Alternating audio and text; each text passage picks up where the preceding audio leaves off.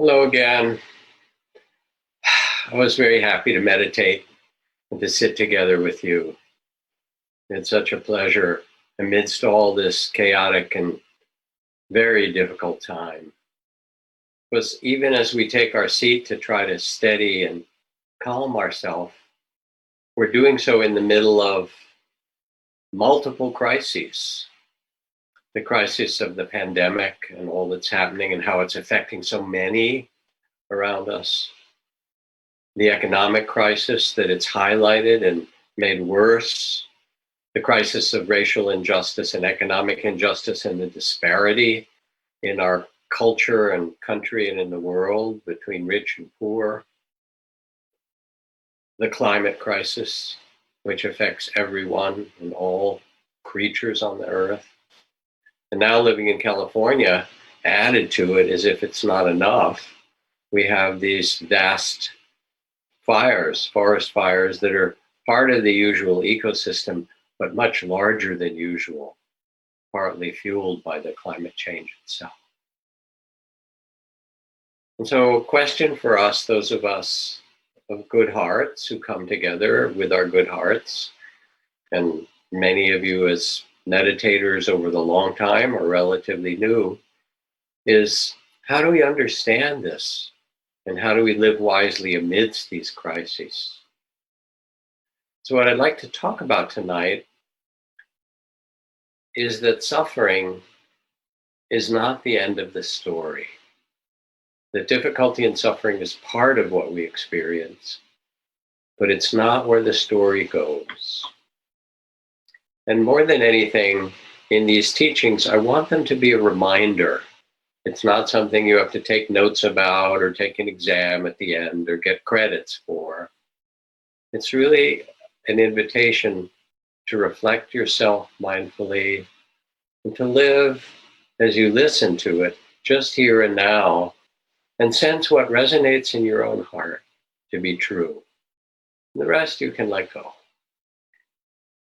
So when I say suffering is not the end of the story, I think of my very dear friend, epidemiologist and physician Larry Brilliant, who was on the teams in India that worked to eradicate smallpox from the world. And with this pandemic, Larry's been very busy working with the head of the CDC and the head of WHO and all the things that he's learned in pandemics and epidemiologists. But back then, when he was working in the last countries, in the last place where there was still smallpox in the world, and struggling to do this, he acknowledged, as we might, that smallpox was one of the greatest forms of suffering that humanity has ever known. That somewhere between 300 and 500 million people died of smallpox in the 20th century alone. And if we think of 1 or 2 million dying from the COVID epidemic, pandemic, or more, smallpox was 100 or 500 times as much. It was the leading cause of death in many years. 1/3 of the Japanese population died in one of the epidemics. Most of the Native Americans who were unprepared for smallpox died. And what Larry described in working from village to village with a team of 150,000 people around the world who all had the leadership and dedication to realize that it was possible to not only stop, but to eradicate this pandemic. He was in a village in a remote place in Bangladesh and saw the last live case of smallpox on earth. Rahima Banu, a young girl in a Bangladeshi village. And they managed to vaccinate everyone in that village, even though the villagers resisted and struggled against it because it was their belief that smallpox was a punishment from God. They vaccinated them all. And Larry said, I looked in the eyes of this young girl who was surviving her smallpox, and only half of children did. And he realized I had seen the last case of a virus that was one of the worst on earth for 5 or 10,000 years of humanity, and he wept. So suffering is not the end of the story. We can also be witness to the bravery and the possibilities of life. Larry's been working on the eradication of polio and all kinds of other human possibilities following smallpox. But for us, what's important is to understand, how do we move and navigate and live wisely amidst all these difficulties?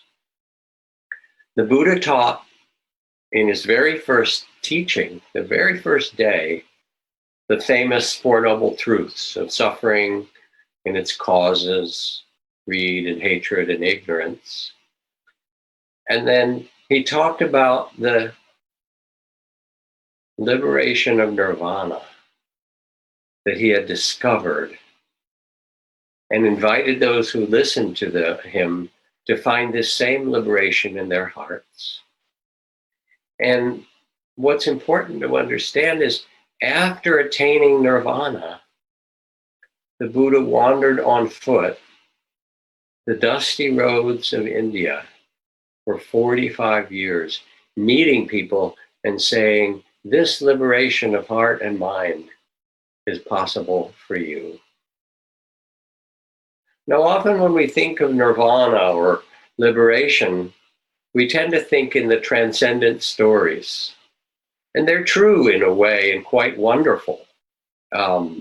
Samadhi, jhana states, states of expansion and bliss, dissolving the body into light. These are things that you can do in meditation, that I've learned to do in retreats with various teachers I've practiced with. States of expansiveness and bliss and well-being.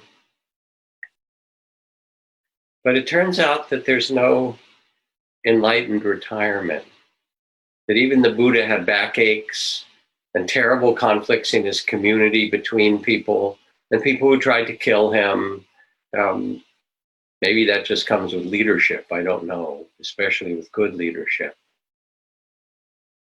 But what he had done was open to a freedom in the mystery of our human life, to say this is possible.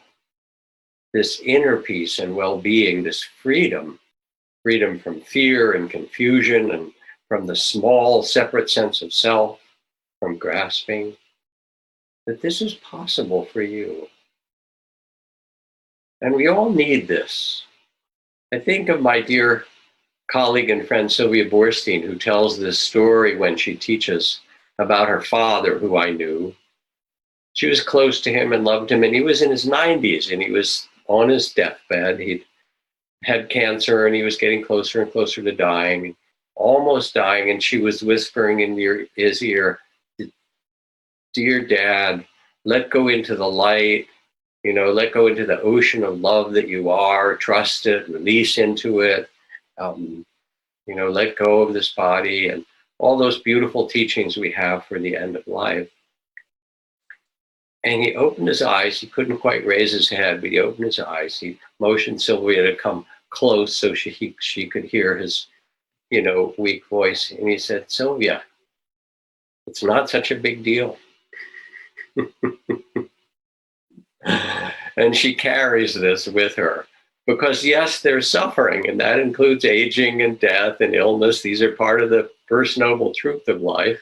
And there are causes for it, of greed and hatred and ignorance and the amount of clinging and attachment that we have.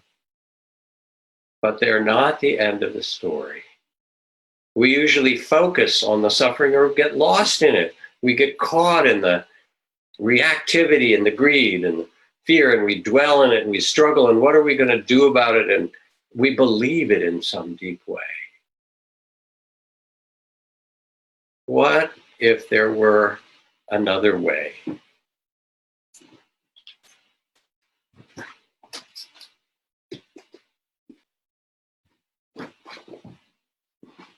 Now I have to get a story that I want to read to you. I can find it here.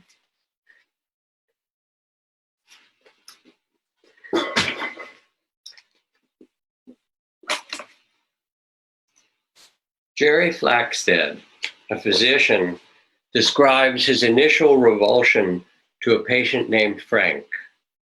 Frank was an angry and obese homeless man who had diabetes, was unbathed, and had gangrene on his legs and many open sores. And when he did not take his meds for his mental disorder, Frank would flail his arms and spew curses and epithets at all who were around him. Frank was admitted repeatedly to the hospital, and for Dr. Flaxted, Frank was a patient who was hard to love. One day, Frank was brought into the Richmond Hospital with congestive heart failure. The diagnosis was serious, and Dr. Flaxted tended him as best as he could. And then 20 members of the Down Home neighborhood church, in whose basement shelter Frank sometimes slept, arrived. They brought flowers, homemade food, they chanted and sang hymns to Frank, creating a chorus of care and communion. And when Dr. Flaxted returned to Frank's room after tending another patient on the ward, he saw that Frank was smiling, bathed in their love. And the doctor realized he had never really seen Frank at all. What if there were another way to see, even amidst the suffering? To take a breath, to sense the vastness and mystery of life. As the Ojibwa say, sometimes I go about pitying myself when all the while I'm being carried by great winds across the sky. It is a mystery. We are all made of starlight. The earth and all that's on it came as a planet out of the explosions of the stars in the galaxies. And if you don't think that's a mystery, look at every green leaf, every tree, and every blade of grass, and every weed, all those green things which contain chlorophyll that you studied in your high school biology class. And here's the cool thing, that these plants know how to turn light into sugar. Imagine that. Not only are you congealed stars, but that the surface of the earth is covered with beings that know how to turn light into sugar, so that the plants and animals around them, all that feed off this life that streams from the sun, turn into sugar for us. So the point of liberation is not to transcend this world, to find some peaceful bliss, to run away to some cave.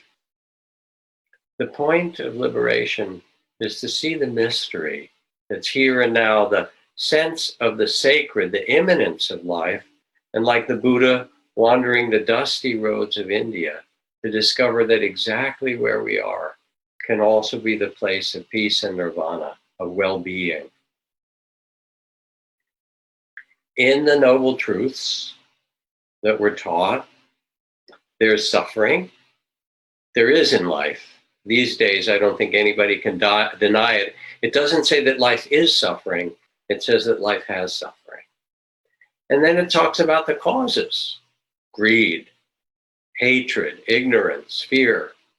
We don't have to look very far to see how it plays out in our lives, in our communities, and more sadly, in the body politic and in the actions of nations around the world.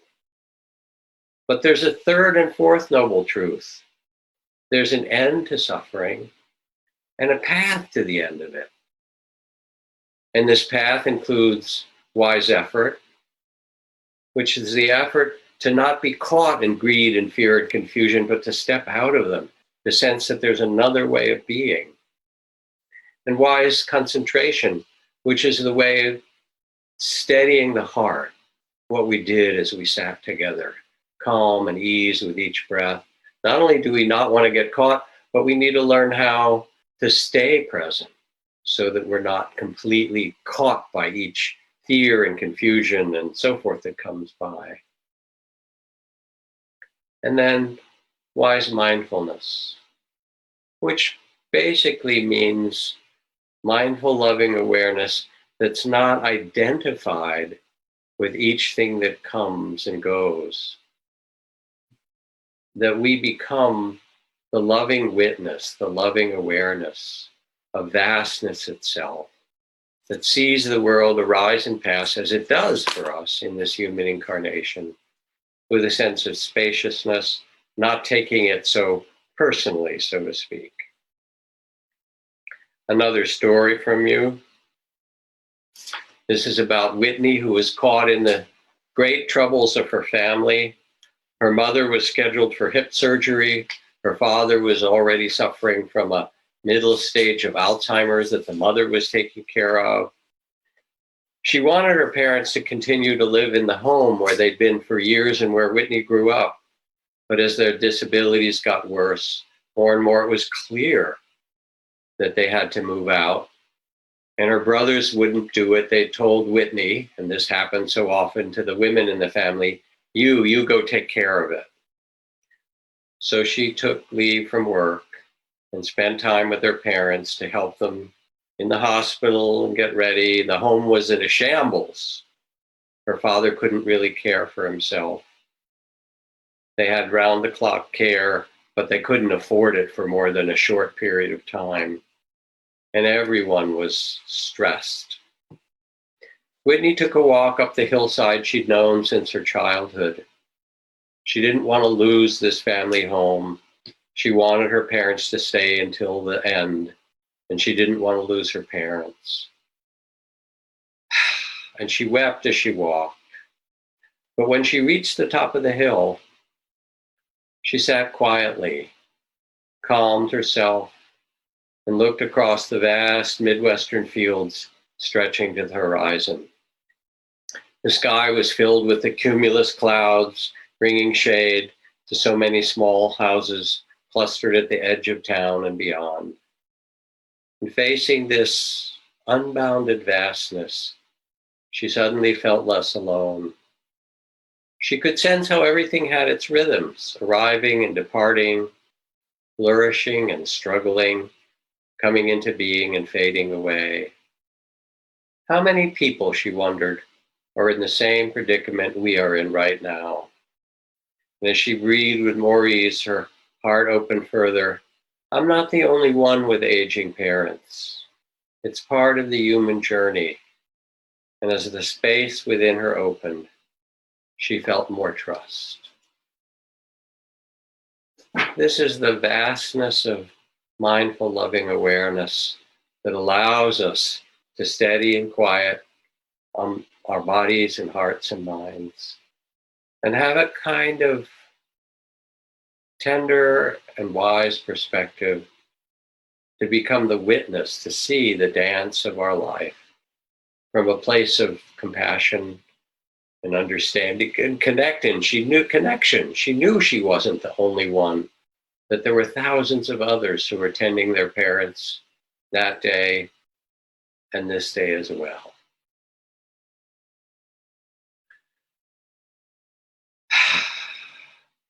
So how do we live in this?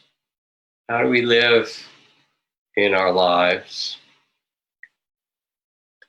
The last teachings of the Buddha, there's a famous text which records the last year of his teachings. And he speaks of a wise society. He says that if a society finds a way to meet in harmony, to discuss their lives in harmony with respect for one another, and to depart in harmony, such a society will prosper and not decline. And if a society finds ways to listen to the wisdom of the ages, of the elders, and all those who've directed humankind to their best evolution and best possibility, they will prosper and not decline. And if a society cares for the vulnerable among them, the women, the children, those who are sick, they will prosper and not decline. And if a society cares for the sacredness of the environment around them, they will prosper and not decline. This is part of the teachings of wisdom, the teachings of the liberated heart. And it's the collective wisdom because we are interdependent with the world around us. When I drove down to Southern California and arrived yesterday, I left San Francisco, which was very, very smoky, and drove down through the Central Valley to come and be with my beloved Trudy, my dear wife, who's down here. And the smoke filled the Central Valley of California all the way to the last little range of mountains at the Grapevine, just before you come down into Los Angeles. Almost the entire state and the Northwest in Portland covered with the smoke from these huge, still burning and growing fires. And it's really difficult. My daughter's married to a firefighter who's been out on the front lines. My grandson, who's 1.5 years, more or less, 20 months, keeps saying to his mama, outside, outside, but they can't go. It's not healthy. They have air purifiers in the house. But then what about all these people who are losing these homes? What about all these children who are in homes where there aren't air purifiers? What about all the creatures of the forest who are fleeing the forest fire? And what can we do? What can we each do? If you feel guilty, if you feel ashamed somehow that you're safe when others aren't, that you have privilege when others don't, that's not the answer. The truth is that whatever birth you've taken in this life as a human being, you've been given a particular assignment. And if you have privilege, that is your assignment to use it, to treasure it, to value it, to respect it, and then to use it in your way to make life beautiful for yourself and others. For me, I've been going out daily for the last 2.5 months with a big sign that says, time for racial and economic justice, Black Lives Matters. And as the cars go by, I stand in the median in a very busy intersection so I don't see other people near me, and I have my mask on. Some people honk and cheer, many are quiet. And then once in a while, I have the angry people go by and shout at me and say, asshole, all lives matter, stupid, asshole, get out of here, worse things than that. And then I have the cars that show up as today and say, are you getting paid to do this? And I said, no, I'm doing it because I care. And they said, that's a lie. They must be paying you. And I just said, truthfully, this matters to me. And anything else you might believe is just propaganda. Do you care about economic justice and racial justice? I do. So I get all of those things, the coming and going, the praise and the blame. I'm also involved in a project to get all the Dharma teachers that I know, all the meditation teachers, and all the yoga teachers, together with a group of yoga teachers called Yogins and Buddhists United, to help get out the vote across the country, because there are tens of millions of meditation and yoga practitioners. And if the teachers of these say, here's how you register to vote, here's how you help register others to vote. Because we're interdependent. And every breath you took as we meditated was a breath that's part of the climate change we share, was the breath maybe covered by your mask because of the pandemic, was the breath in the middle of our economic crisis, all of these things. And you are invited to steady your heart. You're invited to see it with loving awareness, to remember that this loving awareness is who you are. and to find your way to respond. Now, going back to the very earliest teachings of the Buddha, it's clear that there was no spiritual bypass to this.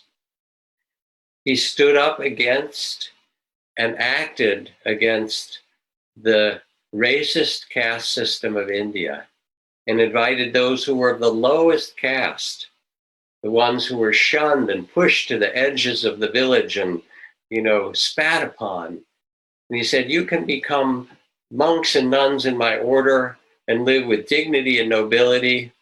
And then when the princes and the princesses of the royal households who came to ordain,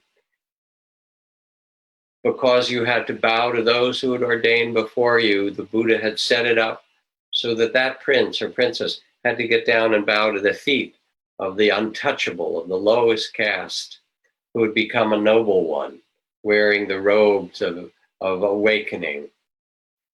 So this goes back to the very beginning, that it's not caste or race or creed or gender or ability that makes you noble, said Buddha, not your birth, but that nobility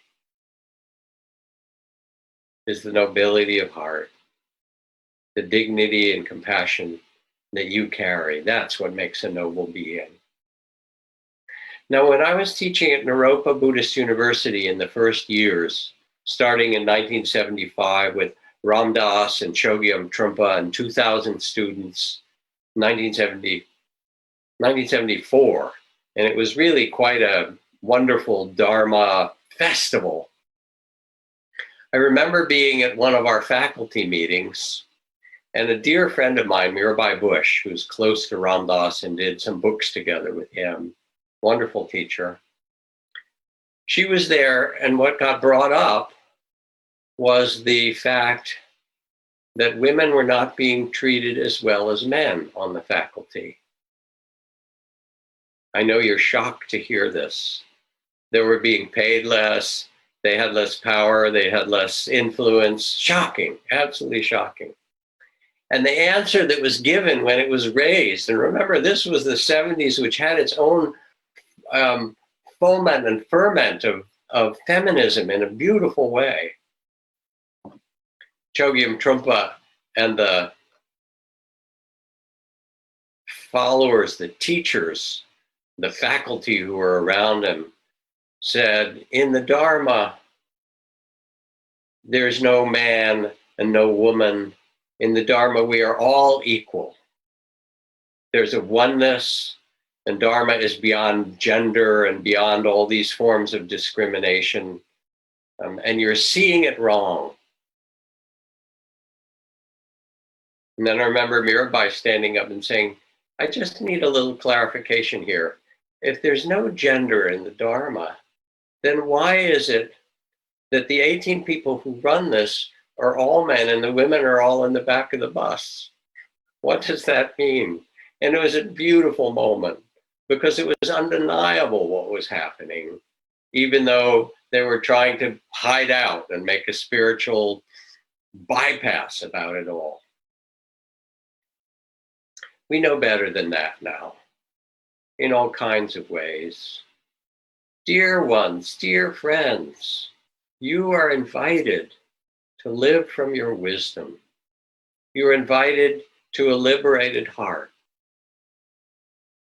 You've taken human incarnation, and who you are is consciousness itself, is the vast consciousness that's born in particular ways into your body and another's body.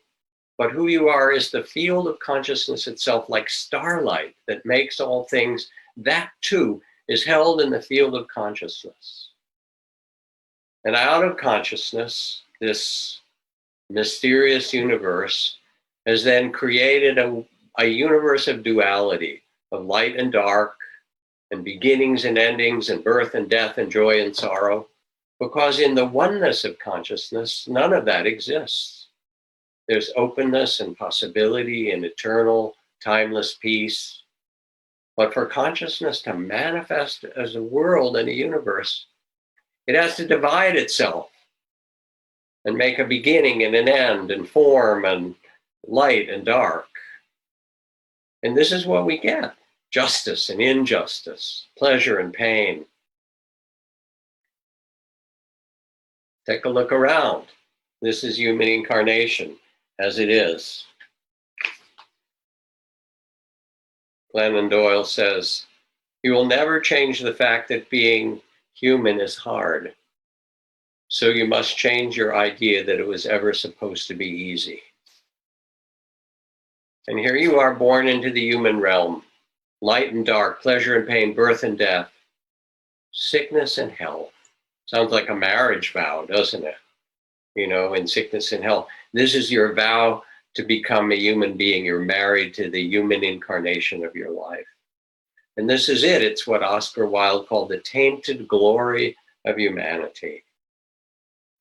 To be liberated, to be wise and peaceful and free, is a great power. And the great power is not to be afraid of suffering, because suffering is only the first noble truth. Zen Master Rinzai says, "One who is wise can enter the realm of hungry ghosts and dumb animals without being molested by them, can go into the three deepest hells as if in a fairground, can play about in the world of fire and water, fire without being burned and water without drowning. How is this so? Because the one with a liberated heart finds that there's nothing that they dislike. If you grasp after sacred, something out there, and dislike this very world, you will go on floating and sinking in the ocean of birth and death. Confusion arises with the grasping of the heart. When the heart is stilled and you grasp after nothing and welcome it all, why then need you fear anything? Do not tire yourself grasping after anything at all, and quite naturally of itself, you will live in the way." I remember when I first went to the monastery of Ajahn Chah, my teacher, to live in the forest as a forest monk. And I entered with my robe and my bowl.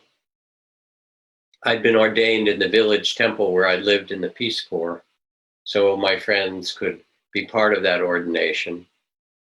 And I entered, and Ajahn Chah looked at me and he said, "Welcome. You're welcome to this as a place of peace and a place of practice." And I said, "Thank you." And then he looked me in the eye and he said, "I hope you're not afraid of suffering." And I was sort of taken aback by that as his first statement. And I said, "Why do you say that?" And he smiled and he said, "There are two kinds of suffering." He said, "The suffering that you run away from, that follows you everywhere. And the suffering that you're willing to turn and face, and only there can you find the liberation of the heart." So when you sit and meditate, you find both the suffering, that part of the story, and the liberation from that suffering, the other part of the story. You sit with your body, and in this frail and strong and magnificent and difficult, hard to attain, as they say, human body and human form, you will feel everything: pleasure and pain and tension and illness and well-being and strength. And you feel it as part of the body of the earth itself.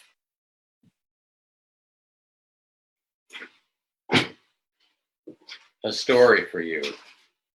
The question is, with loving awareness, how do you touch this body?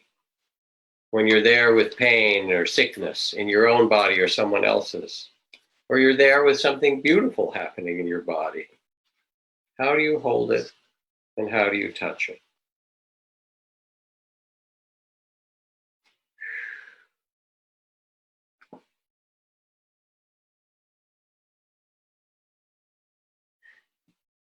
Frank Ostaseski, dear friend who helped to start the Zen Center Hospice, tells the story of a resident who was there in a great deal of pain, advanced cancer throughout his body, And Frank thought learning meditation might help him.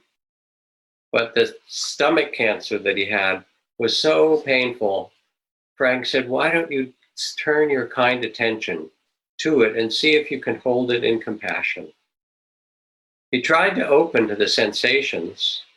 It was just too intense for him. And he screamed, I can't, it's too much, it hurts, it hurts, it hurts.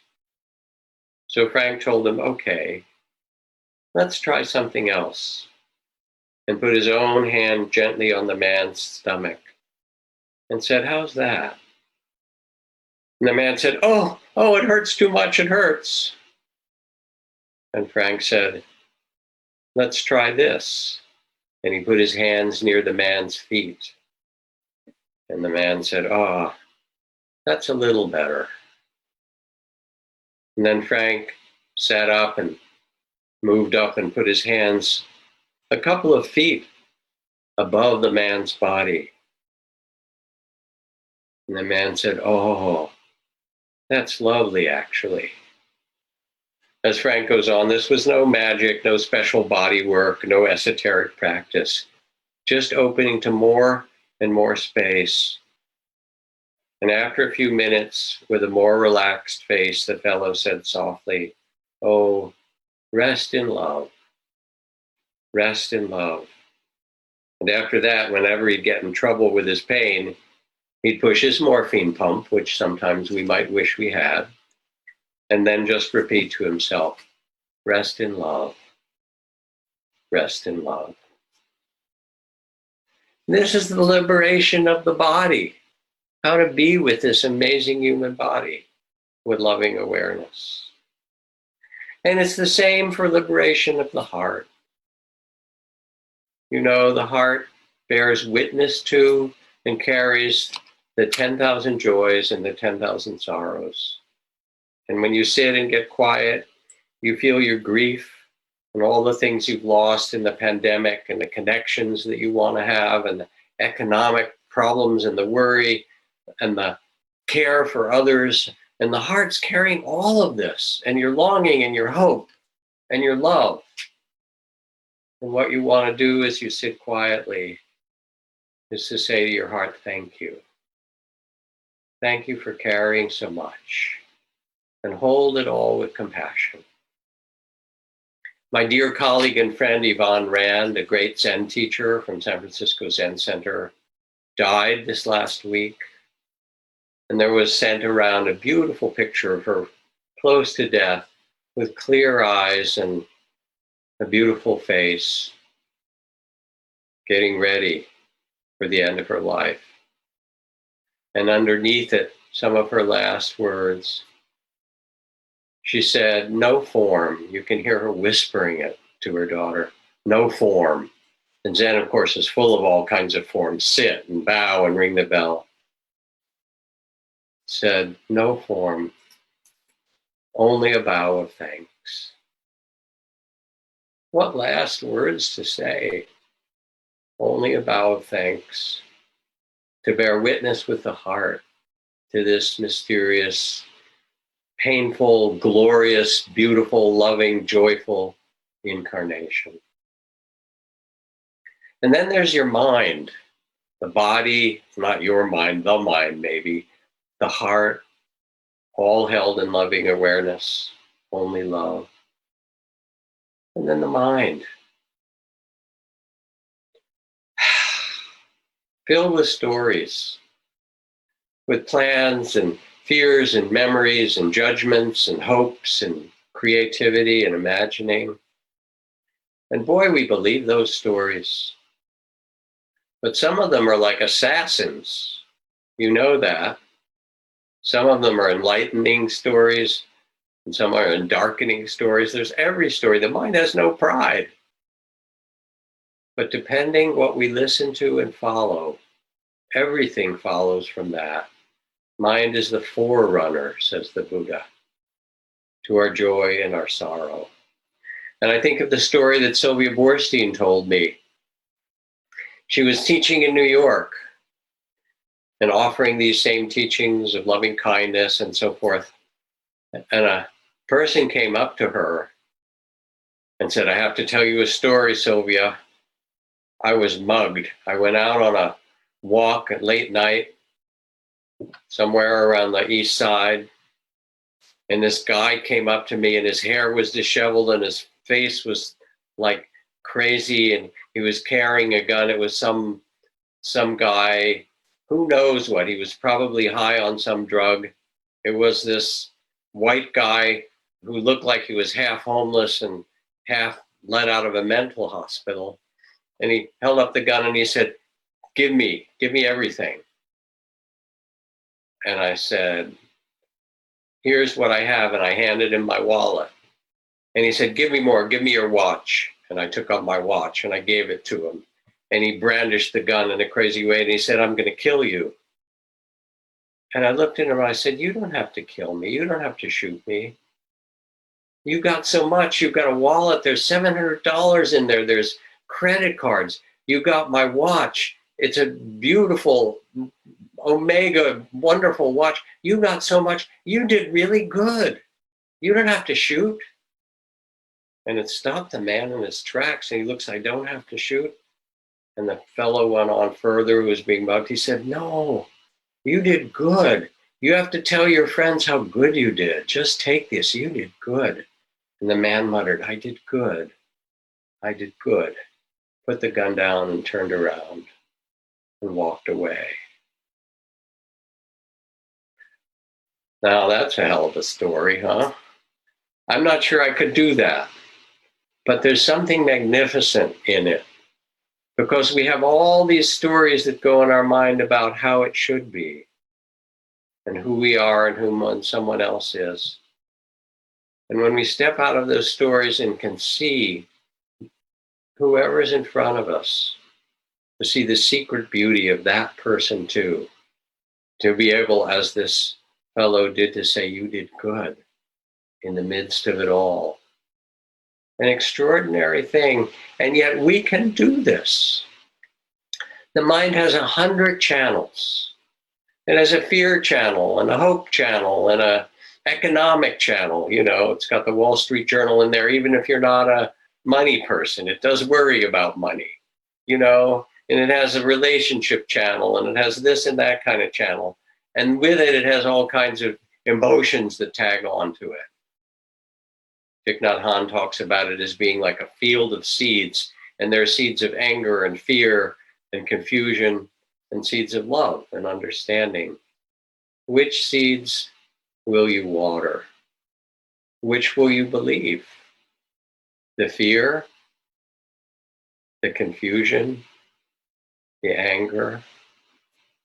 There's another possibility. The suffering is not the end of the story. So Trudy tells a story. She's writing a book of stories that she's learned so many things in her life.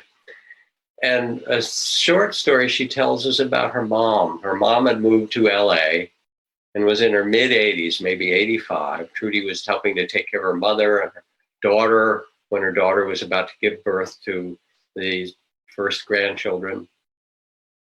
She went to see her mom one day, and her mom said, I walked a block and a half to go to the bank, and I walked in the bank. It's kind of like the story I just told you. And the bank was being robbed. And there were 2 bank robbers in there with guns, and everybody was on the floor. And I walked right in, and the guy looked at me, and he said, lady, get down on the floor. And I looked back at him, and I said, you've got to be kidding. And I turned around and walked out of the bank. And Trudy said, Mom, you know, you could have gotten shot. What made you do that?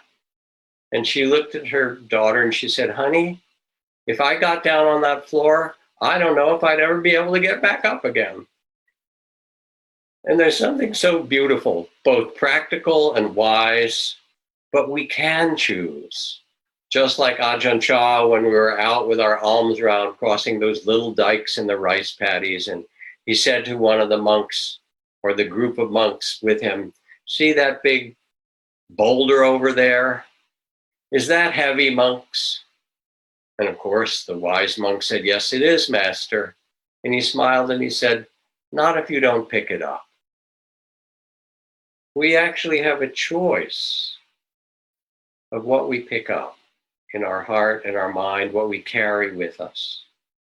And the truth is that even in the course of this hour or so that we've spent together, there have been 5 billion acts of kindness, of someone putting a cool, wet cloth on the forehead of a person that's hot, of parents cooking their favorite meal for a child, of someone getting a drink for someone who's thirsty, of respectfully opening a door for someone or stepping out of the way.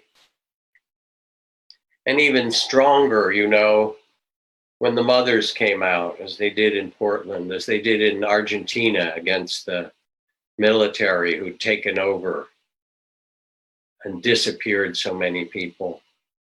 There's a kind of power in the human heart. My friend David Bornstein and his colleague Tina Rosenberg have a column in the New York Times called Fixes that's now grown to 200 other newspapers and journalism organizations called the Solutions Network. And everything they publish is a beautiful solution that people have found to a human problem. How to get water to remote villages in the desert, how to help crops when there's been a flood of insects or locusts, how to teach children to read in places where there hasn't been teachers. And they're all stories of triumph and possibility. This is our possibility and our triumph. Where are we going, after all? Where are you going?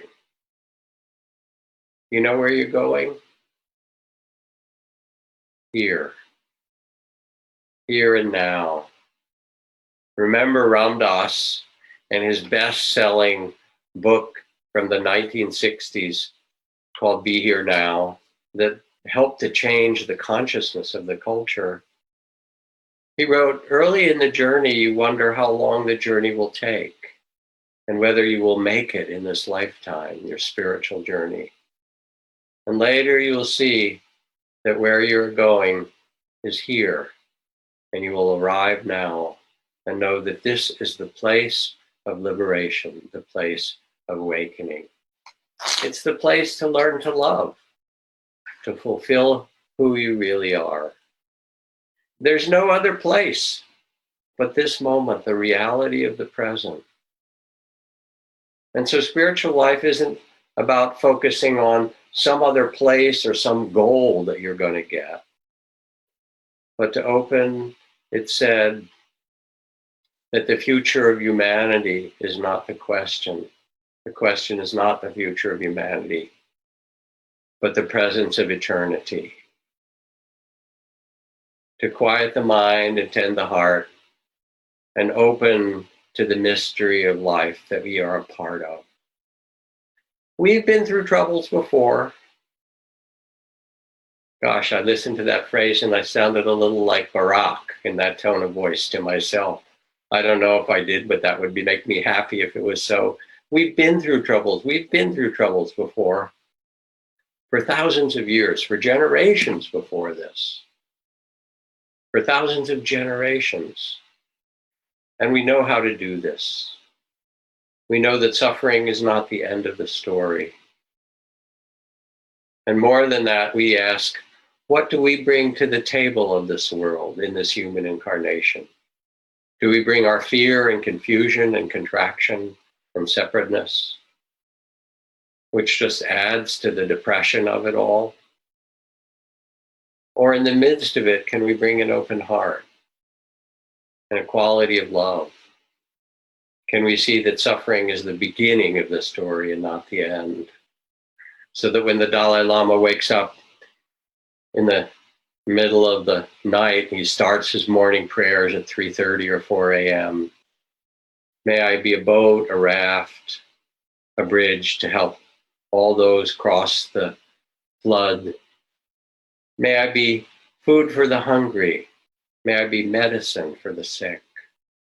May I be a resting place for the weary. may I be a lamp in the darkness.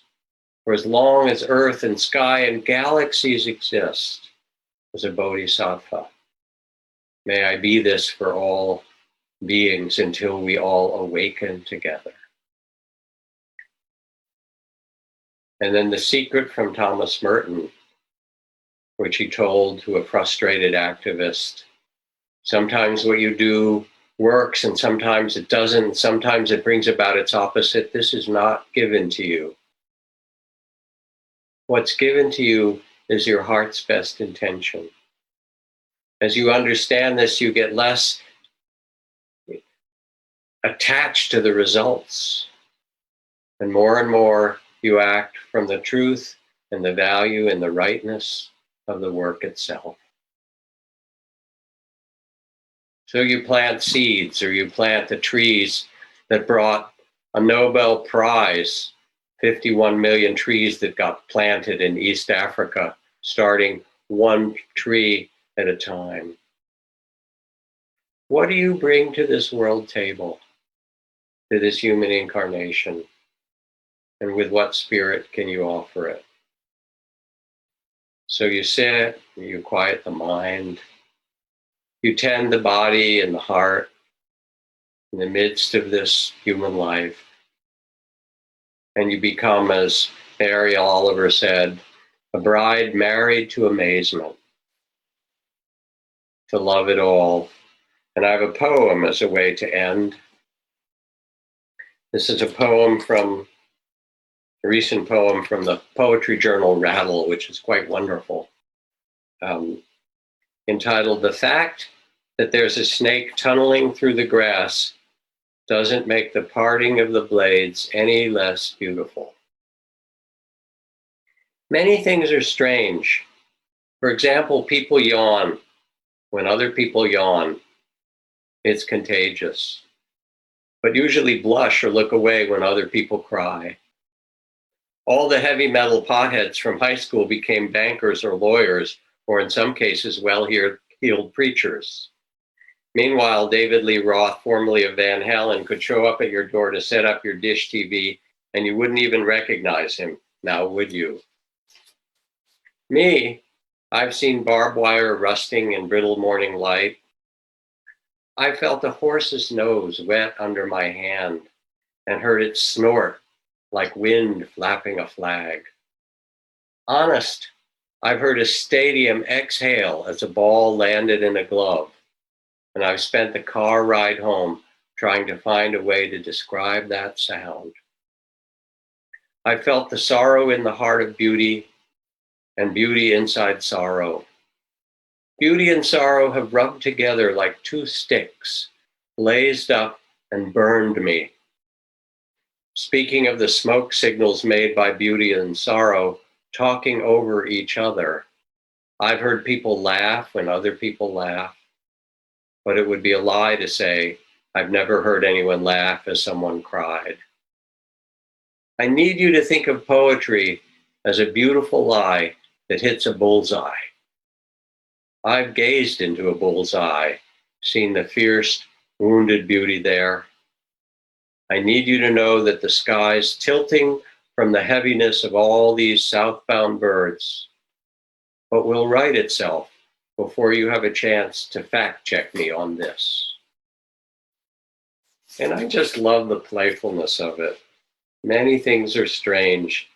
For example, people yawn when other people yawn, but usually blush or look away when other people cry. We are in such a mystery. And I was, as Mary Oliver says of herself, a bride married to amazement. And our task is to love it all, because this is the end of the story. The end of the story is the loving heart. That this is who you are and this is what matters. And maybe the question, what would love have me do today? What would love have me do today?